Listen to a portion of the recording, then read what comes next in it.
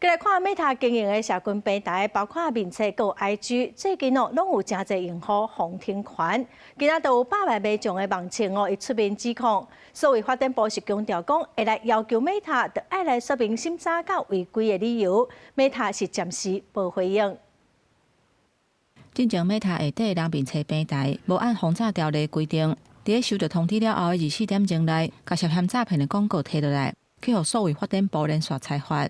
最近 Meta 下底社群平台，包括人面册、IG， 佫标出有袂少用户大量红听权的情形。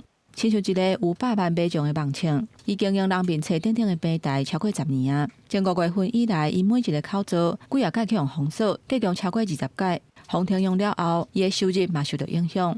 状况严重的是，因为没人协助，那这个网红生计对我们来讲是非常的重要的，所以其实当然网络上市面上私底下有很多所谓的收费来救账号这件事情，那我目前已经花将近快20万。Kiki 伫立委的陪同之下举行记者会，伊强调讲，伊几啊届去申诉，回应拢是违反诚信原则，完全查无是倒位违规。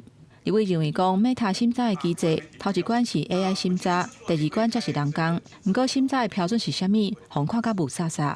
未受任何预警告知的情况底下，瞬间被停账号，这个显然对使用者来说，投入这么多时间跟精力，非常的不公平。预警制度不明确，二来申诉管道又不确定。针对一些高敏感的停权处分，要经过人工的复核。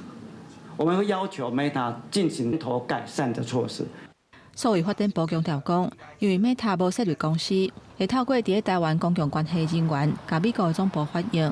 因为 Kiki 指出，亲像赖去用听权的自救群组已经有4000人，唔知要找虾米人才会当处理。